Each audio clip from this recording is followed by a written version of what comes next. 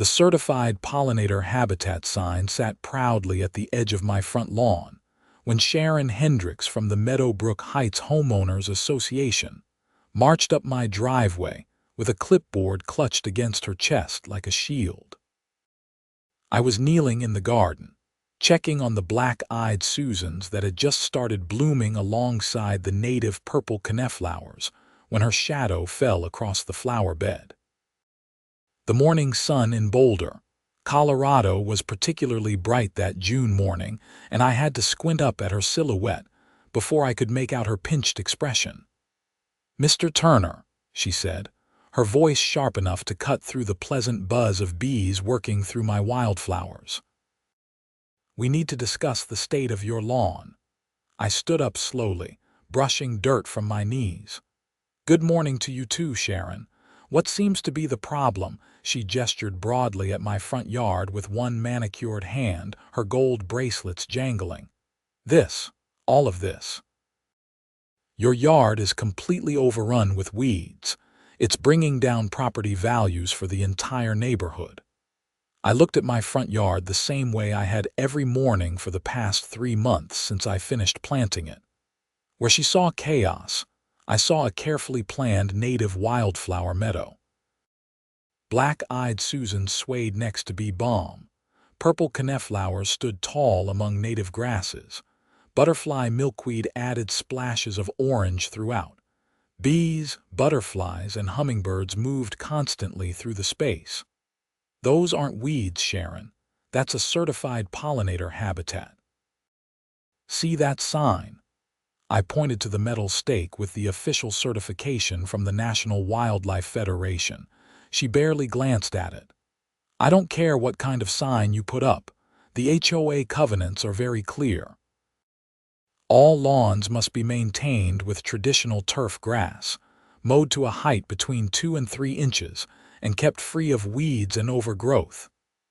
"I read the covenants when I bought the house 2 years ago," I said, keeping my voice level. "There's nothing in there that specifically prohibits native plantings or pollinator gardens." Sharon's face reddened slightly. "Section 12. Paragraph 3 clearly states that all yards must be maintained in a manner consistent with the aesthetic standards of the community. And my garden is beautiful and well maintained. It's also environmentally beneficial. Do you know that pollinator populations have declined by more than 40% in the last decade? This garden provides essential habitat for native bees, butterflies, and other pollinators." "I'm not here to debate environmental policy with you, Mr. Turner. I'm here to inform you that you're in violation of HOA regulations. You have 14 days to remove these weeds and restore your lawn to an acceptable condition, or you'll face daily fines of $100. She thrust a printed notice at me.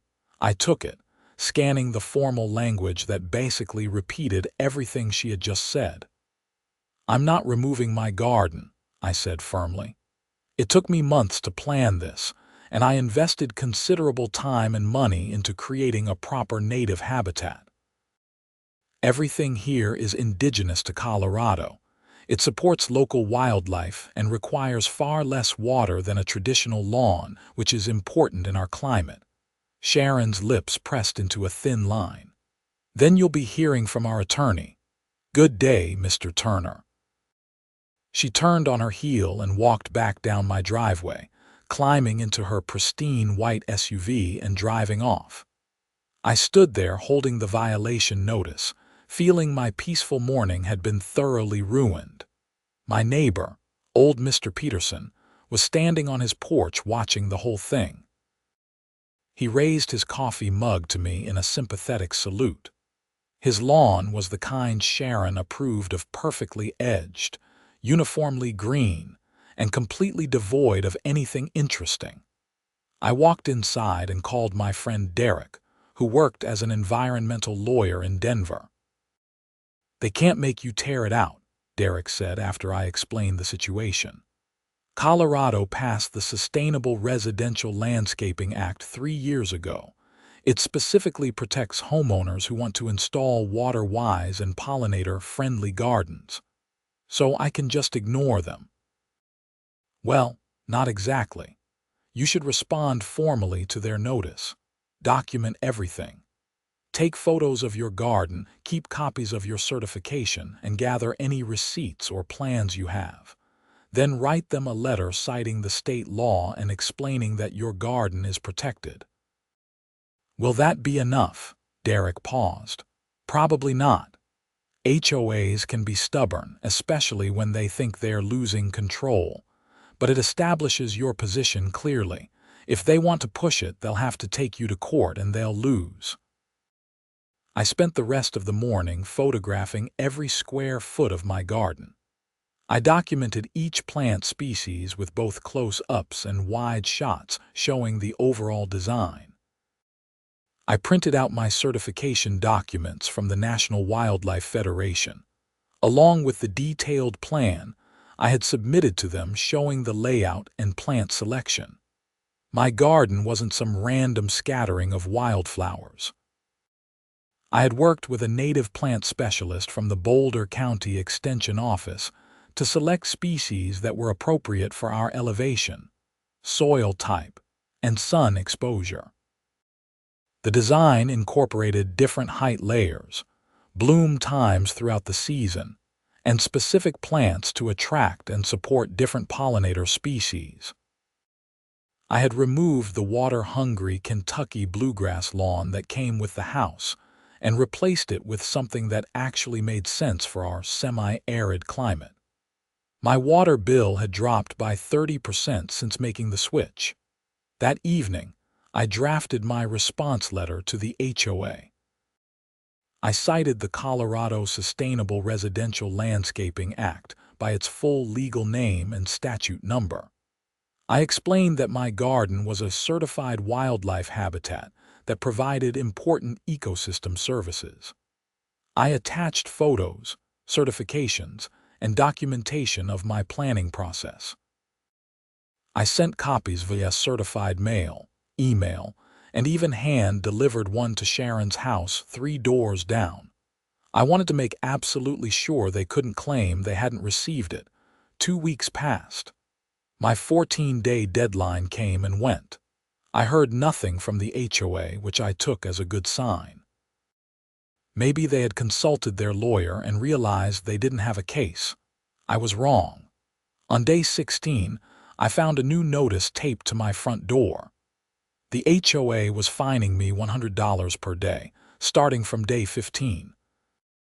They also informed me that if the violation wasn't corrected within 30 days, they could place a lien on my property. I called Derek immediately.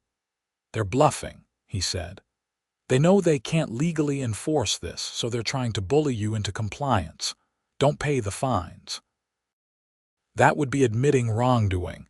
Instead, we need to respond more formally. What does that mean? I'll draft a cease and desist letter.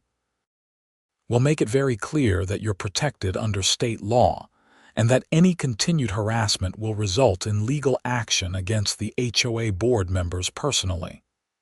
Can we do that? Absolutely. If they're knowingly violating state law to harass you, they can be held personally liable. Board members aren't protected when they act outside their authority. Derek sent the cease and desist letter 3 days later. It was 5 pages of dense legal language that basically said to back off or face the consequences. We sent it to Sharon, and the 4 other board members registered mail with signature confirmation. I thought that would be the end of it. Instead, things escalated. I woke up one morning in late July to find that someone had sprayed herbicide on about a quarter of my garden.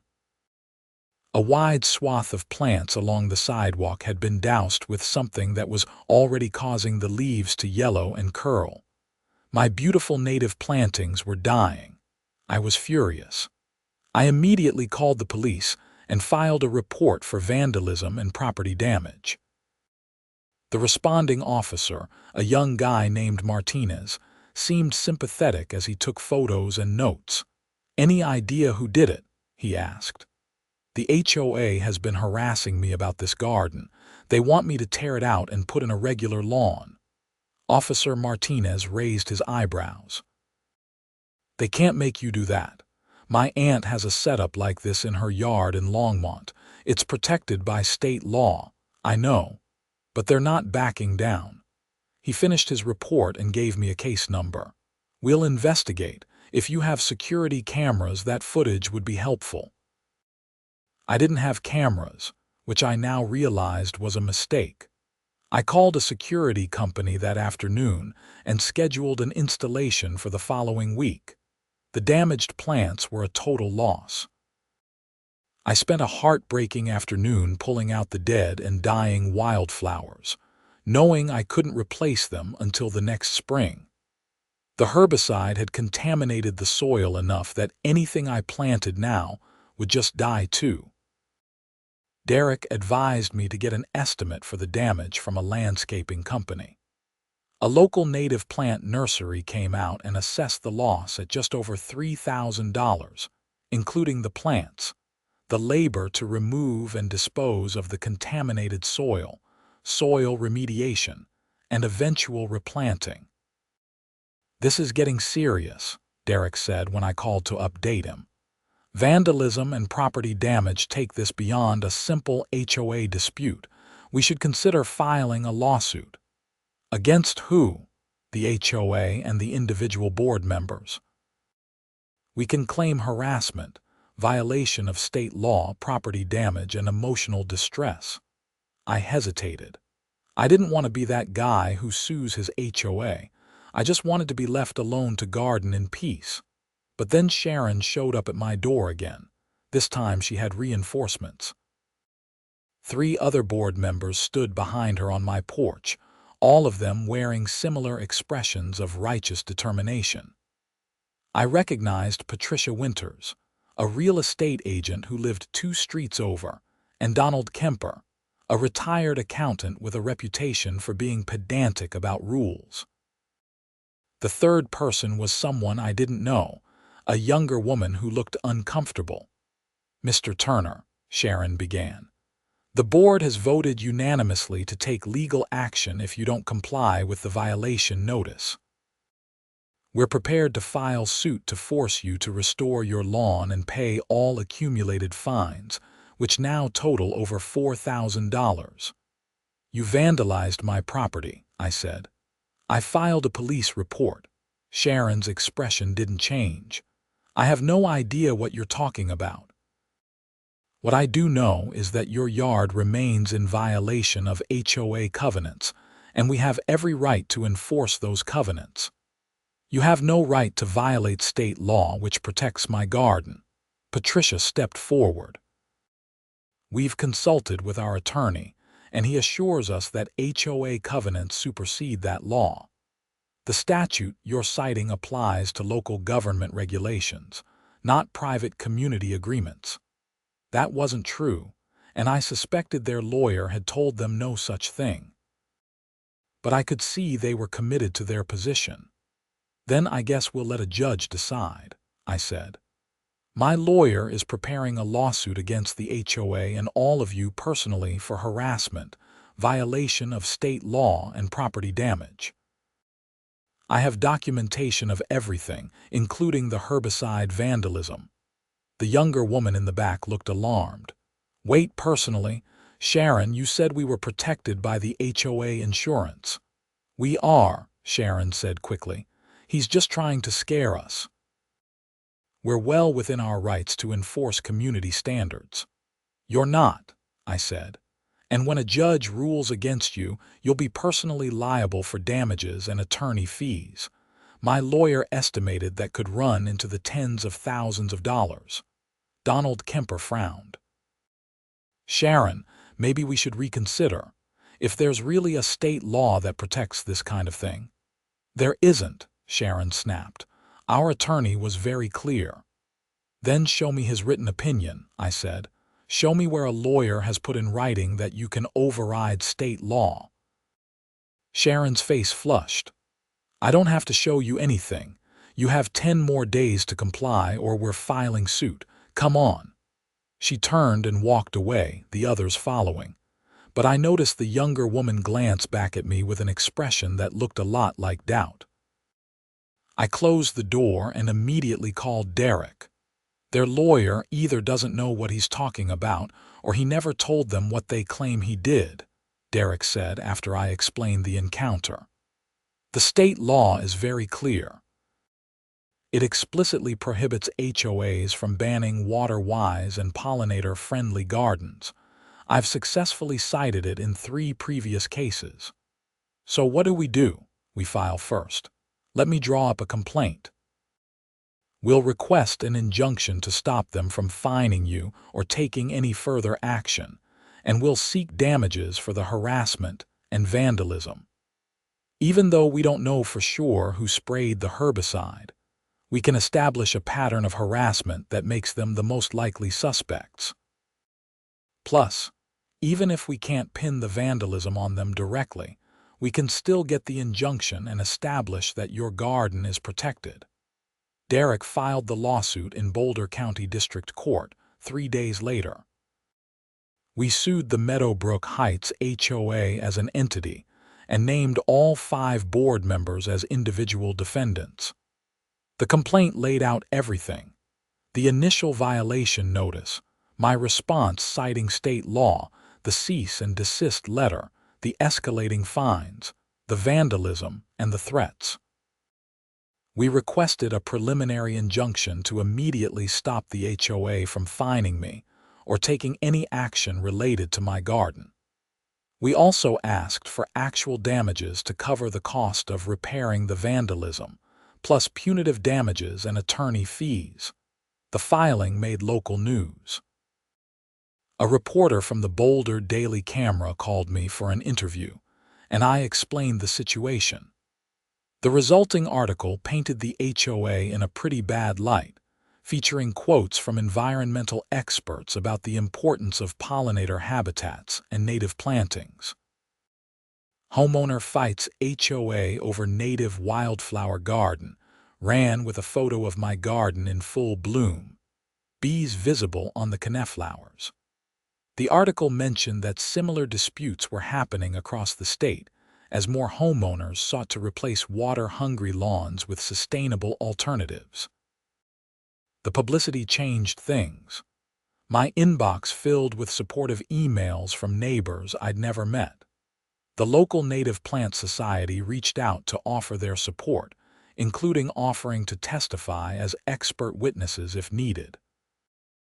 A landscape architecture professor from the University of Colorado called to say she'd love to use my case in her classes as an example of progressive urban ecology.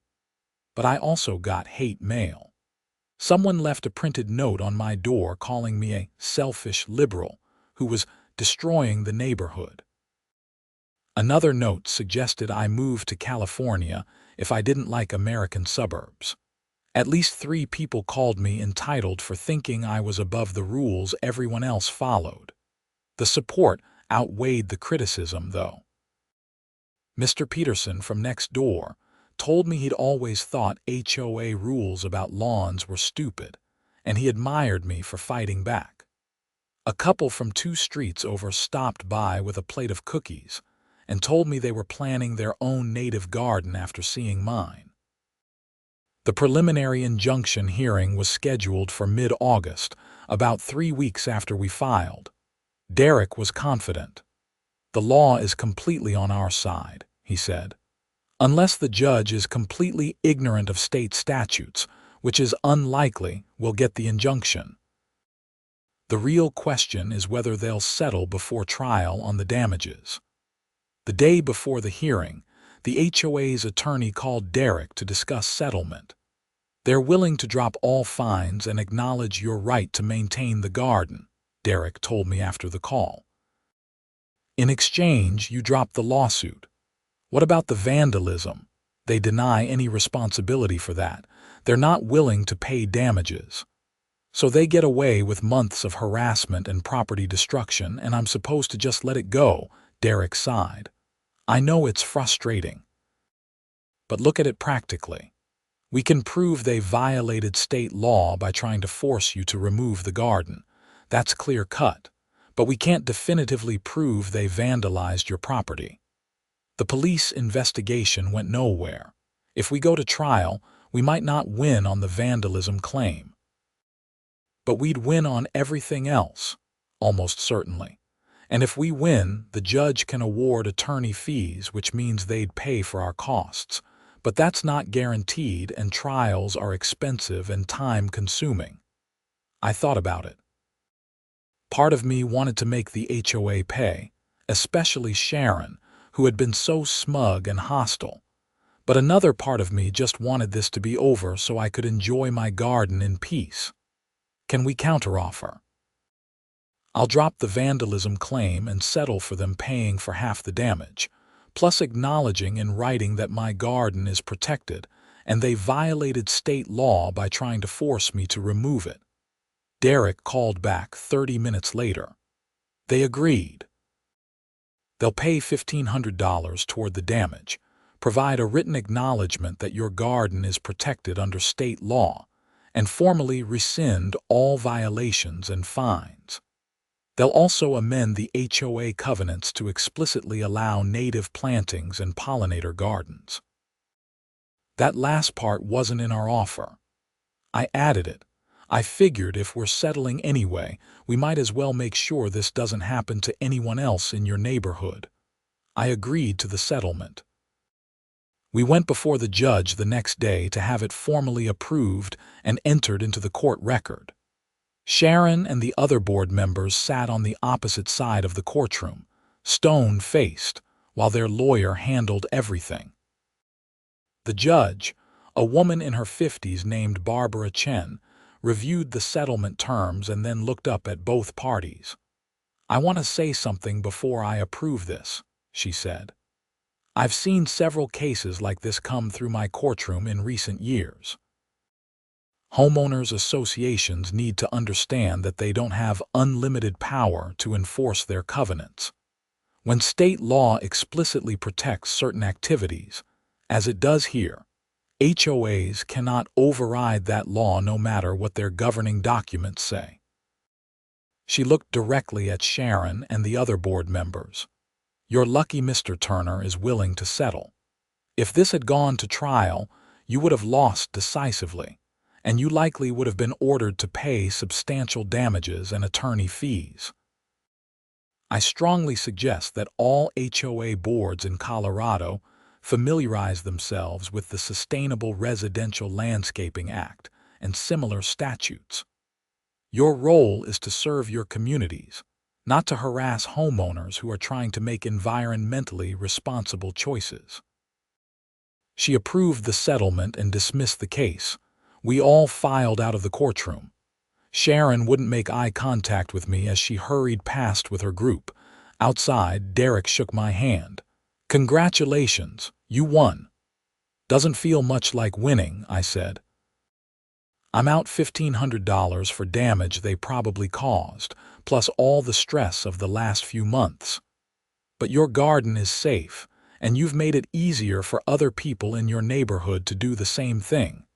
That's worth something." He was right. Over the next few weeks, as late summer bloomed into early fall, I noticed that several of my neighbors had started replacing sections of their lawns with native plantings. The couple who'd brought me cookies put in a whole pollinator garden along their driveway.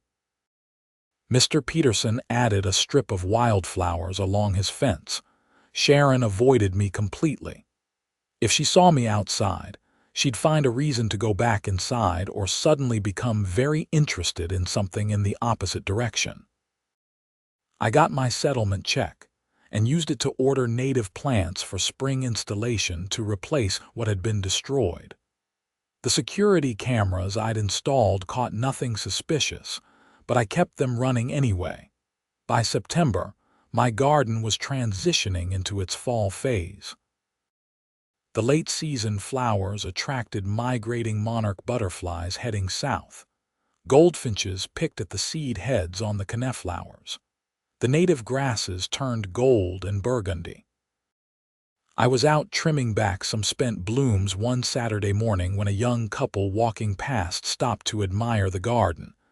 "This is beautiful," the woman said. "We just bought a house 2 blocks over and we were thinking about doing something like this. Is it hard to maintain?" I stood up and walked over to the sidewalk. "Actually, it's easier than a regular lawn once it's established. No mowing, way less water, and the plants are adapted to our climate so they don't need much care." "We heard there was some issue with the HOA though," the man said. "Are they okay with this kind of thing now?" "They are. In fact, it's explicitly allowed in the covenants now. There's a state law that protects these gardens too." The woman smiled. "Good to know. Could we get your contact info? We'd love to hear more about how you plan this." I gave them my number and they walked on. That same scenario repeated itself several more times over the next few weeks. People I'd never met would stop to ask about the garden, take photos, or ask for advice on starting their own. In October, I was contacted by the Boulder County Extension Office. They wanted to feature my garden in their sustainable landscaping program and asked if they could bring groups for tours. I agreed, and soon I was hosting small groups of homeowners interested in converting their lawns. The irony wasn't lost on me. Sharon's attempt to force me to tear out my garden had resulted in it becoming a demonstration site that was inspiring dozens of other people to do the same thing. The first killing frost came in late October, putting the garden to bed for winter. I cut back the dead growth but left the seed heads standing to provide food for birds and shelter for overwintering insects. It looked a bit messy by conventional standards, but that was the point. A healthy ecosystem wasn't meant to look like a golf course. November brought an unexpected development. I received a letter from the HOA informing me that there would be a special election for the board in January. 3 of the 5 current members, including Sharon, were not seeking re-election. Mr. Peterson told me the rest of the story when he came over to return a garden tool I'd lent him. "Sharon got voted out, essentially," he said with obvious satisfaction. "A bunch of people in the neighborhood were angry about how she handled your situation, especially after that newspaper article. There was a petition to recall her and the others, and they decided to step down rather than face the recall vote. I didn't hear anything about a petition. It happened pretty quietly, but I signed it. So did about 60% of the homeowners. People are tired of the HOA being used as Sharon's personal fiefdom. She treated it like her job was to find violations and punish people. Who's running in the election? Some younger folks who just moved in. People with families who want the HOA to focus on actually useful stuff like maintaining the common areas and organizing neighborhood events, not measuring people's grass with a ruler. I considered running myself, but decided against it. I'd had enough of HOA politics to last a lifetime. The winter was quiet. My garden slept under occasional snow, and I spent time planning improvements for spring. I wanted to add more early blooming species to support pollinators emerging from hibernation, and I was considering expanding the garden into my backyard as well. In January, the new HOA board was elected. None of the previous members remained. The new president was a woman named Jennifer Morrison, who worked as a sustainability consultant. She sent a friendly email to all homeowners introducing herself and outlining the board's priorities. One of those priorities was updating the neighborhood common areas to include more native plantings and pollinator habitat. She asked if I'd be willing to consult on the project. I met with Jennifer and 2 other new board members in February to discuss their plans. They wanted to convert the generic ornamental beds at the neighborhood entrance into a showcase native garden. We figured if we're going to allow private native gardens, We should lead by example, Jennifer said. Plus, it'll reduce our maintenance costs. The landscaping company charges a fortune to keep those non-native shrubs looking decent. I helped them develop a plan and connected them with the native plant nursery I'd used. By March, workers were tearing out the old landscaping and preparing the beds for native plantings. Sharon drove past while I was there consulting one day. She slowed down as if to say something, then seemed to think better of it and drove on. I almost felt sorry for her. She'd fought so hard to enforce her vision of what the neighborhood should look like, and she'd lost completely. But mostly, I just felt relieved that particular battle was over. Spring arrived with an explosion of color in my garden. The new plants I'd installed to replace the vandalized section filled in beautifully. The established plants from the previous year came back fuller and healthier. And the garden attracted even more pollinators than before. I started keeping a species count. By the end of April, I documented 17 different butterfly species, dozens of native bee species, and regular visits from hummingbirds. Goldfinches nested in the ornamental grasses. A rabbit took up residence under the sprawling butterfly milkweed. The neighborhood entrance garden was finished in May, and it looked spectacular. The HOA held a ribbon-cutting ceremony with cake and punch. The local Native Plant Society came, as did the Extension office staff, and a reporter from the paper who'd covered my story. Jennifer gave a short speech about the importance of sustainable landscaping and supporting pollinators. She thanked me publicly for inspiring the change, which was both gratifying and a little embarrassing. What started as a conflict has turned into an opportunity, she said. Our neighborhood is now a model for how HOAs can support environmentally responsible landscaping while maintaining community standards. We've proven that beautiful and sustainable aren't mutually exclusive. After the ceremony, an older man I didn't recognize approached me. He introduced himself as Robert Finch, an attorney who specialized in HOA law. "I've been following your case," he said. "I represent several HOAs in the Denver metro area, and I've been using your situation as a cautionary tale. HOA boards need to understand the limits of their authority."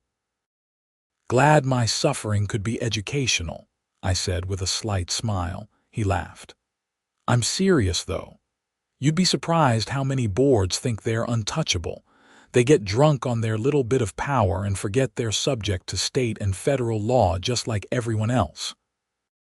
Your case was a good reminder. As summer progressed, I gave more tours of my garden. The Extension office kept bringing groups, and word spread enough that people from other Denver suburbs started reaching out. I connected with a network of native plant advocates across Colorado who were fighting similar battles with their HOAs. Not every story had a happy ending like mine. I heard from a woman in Colorado Springs whose HOA had sued her and won, forcing her to remove her native garden. Her HOA covenants had very specific language about approved plant species, and the judge ruled that the state law didn't override that level of specificity. I also heard from a man in Fort Collins who'd won his case so decisively that the HOA was ordered to pay him $20,000 in damages and attorney fees. His board had been even more aggressive than mine, actually hiring a landscaper to tear out his garden without permission. That crossed the line from harassment into clearly illegal destruction of property. My own garden continued to evolve. I learned more about native ecology and made adjustments to better support wildlife. I added a small water feature that attracted even more birds and insects. I created brush piles in less visible areas to provide habitat for beneficial insects and small animals. In August, almost exactly a year after settling my lawsuit, I received an unexpected visitor. Patricia Winters, the real estate agent who'd been on the HOA board during the conflict, rang my doorbell. "I owe you an apology," she said when I opened the door. "I went along with Sharon because I honestly thought she knew what she was doing. I should have researched the law myself instead of trusting her claims. I'm sorry for the stress we put you through." I was surprised but appreciated the gesture. "Thank you for saying that. It's over now. I wanted you to know that I've changed how I advise my clients too. When people are house hunting, I used to tell them that HOAs were good because they protected property values by keeping neighborhoods looking uniform. Now I'm more balanced about it. I tell them about situations like yours where HOAs overreach. That's good. HOAs can serve a purpose, but they need to stay in their lane." She nodded. "I never thought about the environmental aspect before either, but my daughter took an ecology class last year, and she came home talking about habitat loss and pollinator decline. She showed me your garden as an example of what suburban homeowners could do to help. I felt pretty stupid. You're here apologizing, which is more than most people would do. That takes integrity," she smiled. "Anyway, I just wanted to say that. Your garden is beautiful, and I'm glad you fought for it." After she left, I thought about how the whole situation had transformed over the year. It had started with anger and conflict, but it had led to education, policy change, and even personal growth for some of the people involved. Fall arrived again, and my garden once more transitioned into its late-season glory. The asters and goldenrod bloomed in purple and gold, attracting the last butterflies of the season. Migrating birds stopped to feast on seeds and insects. I stood in my front yard on a particularly beautiful September evening, watching the sun set behind the mountains, turning the sky orange and pink. Bees hummed lazily through the flowers. A hummingbird made a final pass through the bee balm before heading to wherever hummingbirds spend the night. My phone buzzed with a text from Derek. "Saw your neighborhood entrance garden featured in Colorado Homes magazine. You're famous." I smiled and typed back, "Just happy to garden in peace." And I was. The fight had been stressful and expensive, but it had been worth it. My garden wasn't just beautiful to me anymore. It had become a catalyst for change, a demonstration of what was possible when people stopped accepting that suburban landscapes had to be sterile monocultures of grass. Over the fall and winter, I continued to hear from people across Colorado and even from other states who were dealing with similar HOA issues. I offered what advice I could, connected people with resources, and shared Derek's contact information when they needed legal help. In February, I was invited to speak at a sustainable landscaping conference in Denver. I told my story to a room of landscape architects, urban planners, and environmental advocates. The talk was well received, and several cities reached out afterward about developing policies to protect native plantings. Spring came around again, and my garden burst into life for its third season. It was more established now, more filled in, more vibrant than ever. The plants had deeper root systems and produced more flowers. The ecosystem I'd created was maturing. On a warm April morning, I was installing a few new plants when I noticed Sharon walking past with a small dog I'd never seen before. She slowed down, hesitating, then actually stopped. "It does look nice," she said quietly, almost reluctantly. I stood up, trowel in hand, and looked at her. She looked older somehow, more tired. "Thank you," I said simply. "I spent 30 years in that house," she continued, gesturing vaguely down the street. "I always took pride in the neighborhood. I thought I was protecting it." "I know you did." She was quiet for a moment. "My daughter told me I was on the wrong side of history. She's an environmental scientist, studies climate change." She said people like you are trying to do the right thing, and people like me are standing in the way because we're stuck in outdated ideas about what looks good. It's not about being right or wrong, I said. It's just different perspectives on what a healthy neighborhood looks like. Sharon shook her head. No, she was right. I was wrong. I made your life miserable because I couldn't see past my own assumptions. She paused. Anyway, I'm moving, sold the house. Closing next month. I'm sorry to hear that. Don't be. It's time. The neighborhood is changing, and that's probably good. I just can't be here anymore after everything that happened. She tugged lightly on the dog's leash. Take care of yourself, Mr. Turner.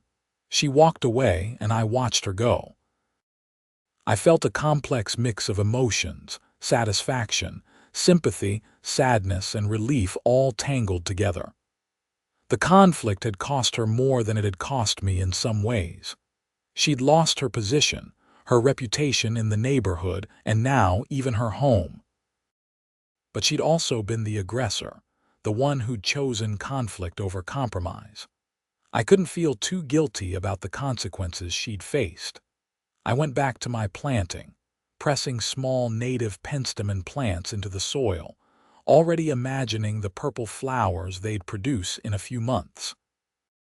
Life went on. Summer brought the usual parade of pollinators and visitors. I hosted more tours, advised more homeowners, and continued to refine my garden.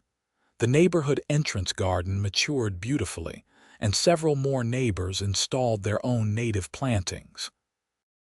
By the time autumn rolled around again, Meadowbrook Heights had transformed. It wasn't dramatic. You could still see plenty of traditional lawns, but there were enough native gardens scattered throughout that the neighborhood actually had measurably more birds and butterflies than before. People noticed. They talked about it at neighborhood gatherings. The new HOA board launched a Pollinator Pathway initiative, encouraging homeowners to connect their native plantings to create corridors for wildlife to move through the neighborhood. They offered small rebates for native plant purchases and organized plant swaps in the spring and fall. In October, I received a plaque from the Boulder County Extension Office recognizing my garden as an official demonstration site. They'd brought hundreds of people through over the past year and credited it with inspiring dozens of new native plantings across the county. I hung the plaque in my garage, next to my National Wildlife Federation certification and a framed copy of the newspaper article about my case. Not because I wanted to brag, but because I wanted to remember what I'd learned. That standing up for what you believe in matters. That systems can change when people push back against unjust rules. And that sometimes conflict, as unpleasant as it is, leads to better outcomes than simply giving in. As winter settled over Colorado again, I started planning for the fourth season. I wanted to add more species diversity, particularly early bloomers for emerging queen bumblebees in March and late bloomers for migrating butterflies in October. I sketched out designs and researched seed sources. On a cold December evening, I sat at my kitchen table with seed catalogs spread out before me, planning next year's editions. Through the window, I could see my garden sleeping under a light dusting of snow. In the fading light, the dried seed heads and standing grasses looked sculptural, beautiful in their dormant state. My phone rang. It was Derek. Hey, remember that woman you connected me with from Colorado Springs? The one whose HOA made her tear out her garden. Yeah, what about her? She just won on appeal. The appellate court ruled that the district court judge misinterpreted the state law. Her HOA has to let her reinstall her native garden and pay her damages. I smiled. That's great news. It sets a stronger precedent, too. Makes it even clearer that HOAs can't ban these gardens. Your case helped lay the groundwork for this. After we hung up, I sat there feeling satisfied. The ripples from my small act of resistance were spreading further than I'd ever imagined. The next spring would be my fourth season with the garden. I was already looking forward to seeing it burst into life again, watching the first bees emerge to visit the early crocuses and native paintbrush, observing the return of familiar butterflies and hummingbirds. But more than that, I was looking forward to a summer free of conflict, where I could simply enjoy what I'd created without worrying about violation notices or fines or hostile visits from board members. The garden had become exactly what I'd hoped it would be: a thriving ecosystem in miniature, a small patch of habitat in a landscape that desperately needed more of it, and a beautiful, peaceful space where I could connect with nature right in my own front yard. As I turned off the kitchen light and headed to bed that December night, I glanced once more at the snow-covered garden through the window. In a few months, it would wake up again, and the cycle would continue. And this time, I could enjoy it without any doubt that it was mine to keep, protected by law and accepted by my community. That security, that peace of mind, had been worth every moment of the fight. The wildflowers would bloom again. The pollinators would return. And I would be there to witness it all, tending my certified habitat, proving that sometimes the things other people call weeds are actually exactly what the world needs more of.